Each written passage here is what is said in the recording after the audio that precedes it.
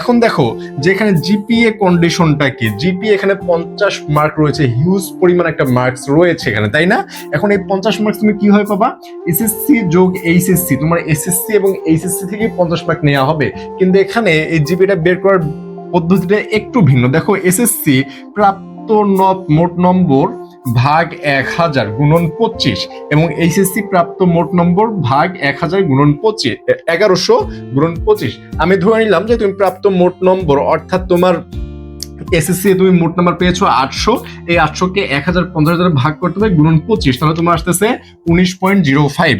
এবং তোমার এইচএসসি তে প্রাপ্ত মোট নম্বর আমি যে 850 ধরে এটাকে 1100 দ্বারা ভাগ করতে হবে গুণন 25, 19.32, তাহলে তোমার টোটাল আসতেছে 38.37।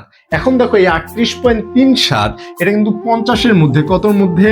এটা হচ্ছে 50-এর মধ্যে। তোমরা অনেকেই ভাবো যে 50-এর মধ্যে আমার জিপিএ আসতেছে 38, 39, 40। ভাইয়া তোমরা এখানে যতজন পরীক্ষা দিবা ম্যাক্সিমামের জিপিএ থাকবে 40-এর আশেপাশে, 40-এর আশেপাশে। তোমরা যতজন পরীক্ষা দাও না কেন ম্যাক্সিমামের জিপিএ এরকমই থাকে যে 38, 39, 40, 41, 42, 43, 44 এরকম, মানে 40-এর আশেপাশেই তোমাদের জিপিএটা থাকে। যার কারণে এই বিষয় নিয়ে এত বেশি প্যারা খাওয়ার কিচ্ছু নাই।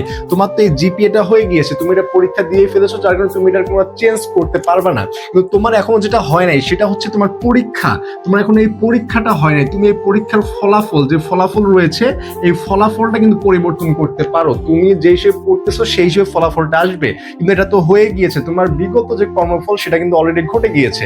যার কারণে কারো যদি জিপিএ একটু কম থাকে এটা নিয়ে ভেঙে না পড়ে তোমার এই যে সামনে পরীক্ষা রয়েছে এই পরীক্ষার ফলাফল যাতে আরো উন্নত করা যায় এই বিষয়টার জন্য একটু কাজ করো, ঠিক আছে?